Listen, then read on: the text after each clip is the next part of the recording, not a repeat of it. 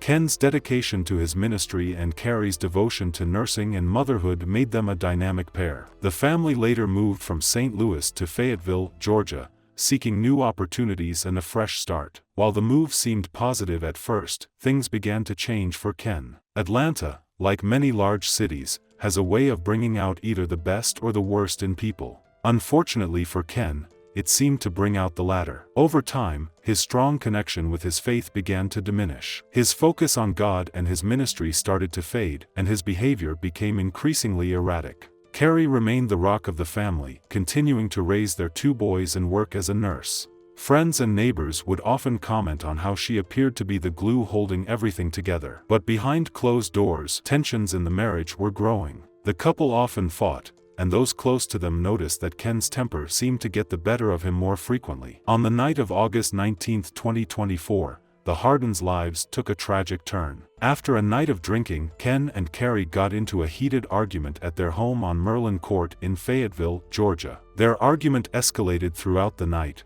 becoming more intense as emotions ran high. In a fit of rage, Ken snapped. He retrieved a gun and fatally shot his wife. In an attempt to cover up his crime, Ken tried to kill Carrie's body. After this failed, he buried her in a shallow grave in the backyard of their home. While this horror unfolded, their 2 children were asleep inside the house, unaware of the tragedy that had just taken place. The following morning, on August 20, 2024, Ken acted as if nothing had happened. He dropped his 2 sons off at school as usual, but instead of continuing with his day, he called his father, who lived in another state, and confessed to the murder. Ken even purchased a plane ticket for his father to fly out to Georgia. When Ken's father arrived in Georgia, Ken picked him up from the airport. During the drive, Ken openly confessed what he had done. He told his father about the murder, the failed attempt to bury Carrie's body, and how he had buried her in the backyard. Upon hearing this, Ken's father immediately contacted the authorities.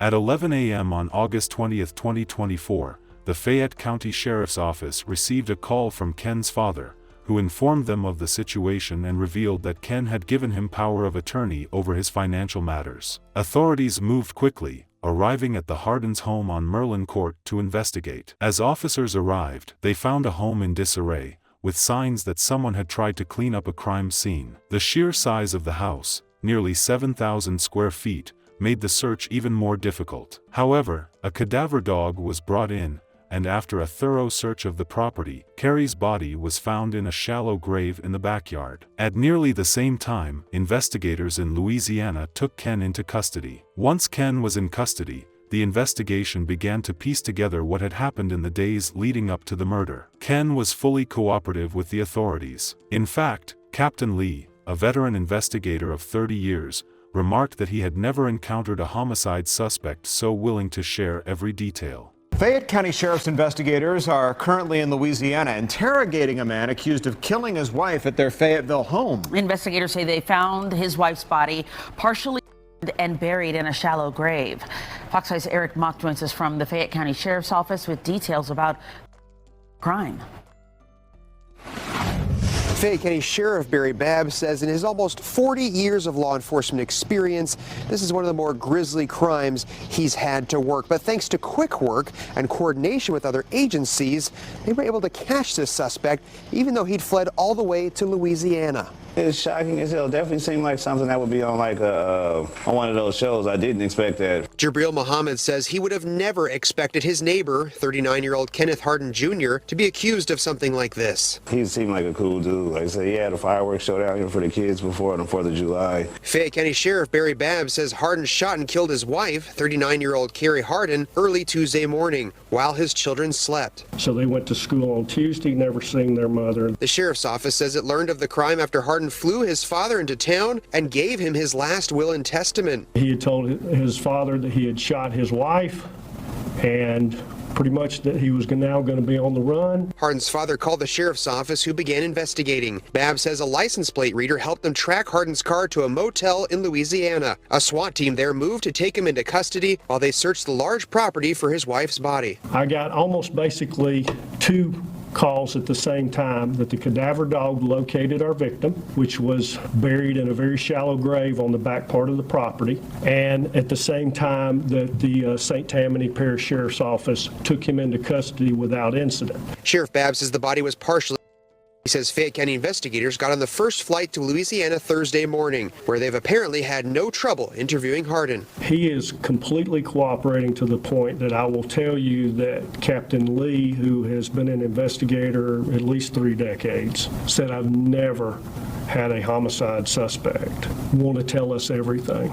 Sheriff Babb says so far the motive they've gathered from Harden was a late-night domestic dispute mixed with heavy drinking. Ken's explanation for the tragedy was that it stemmed from a heated argument mixed with heavy drinking. Investigators quickly confirmed that alcohol had played a role in the night's events. But beyond the alcohol, there was a deeper unraveling in Ken's life. His once strong faith and sense of purpose had been fading over time, and this, combined with his growing anger and frustration, led to the violent outburst. During their investigation, authorities learned that Ken had planned to flee after the murder. He had even considered a cop, a scenario where he would provoke the police into killing him during his arrest. Thankfully, this did not happen, and Ken was taken into custody without incident in St. Tammany Parish, Louisiana. There was battle of custody for the kids after the whole incident. Business owner and St. Charles County native. Her story so great, but cut so short. She was murdered by her husband, and tonight this woman's family and friends not only mourn, but vow to fight. And that fight is for Carrie Harden's children. There is a clash for custody for her 8 and 11-year-old boys. That crime happened in the family's Atlanta home. The custody fight is also there. And tonight, here in St. Louis, Carrie's friends and mother are talking to us about the issues before all of this tragedy. First Alert 4's Russell Kinsall here with that story. Russell. Yeah, the victim, Carrie Harden, such a smart, hard worker. She had already saved for a car at the age of 14 and a half. She was brutally murdered after years of hiding from others the domestic violence that she suffered. Advocates for victims of domestic violence hope others will hear this story and they will reach out for help. I never imagined that something like this would happen to Carrie. You know, it's like, no way. Carrie was too big for this to happen to her. Alicia Allen and Chastity Adams Miller are still in shock over their friend's brutal murder.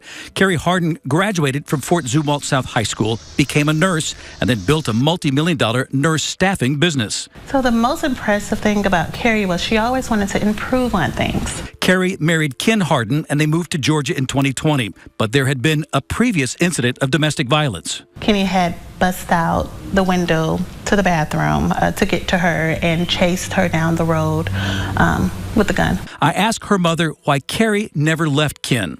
She wanted to keep her family together, and she believed that he would stop, that he wouldn't really harm her. From the couple's home outside of Atlanta, hours before her murder, Carrie texted her friend Alicia asking if she could come stay with her. I'm not going to call the police because, you know, I'm just afraid that something bad will happen out of it, and I just want to go to sleep. And I'm going to lay down and hopefully nothing happens. Carrie Harden had taken a job at Cochran VA Medical Center and contacted a divorce attorney.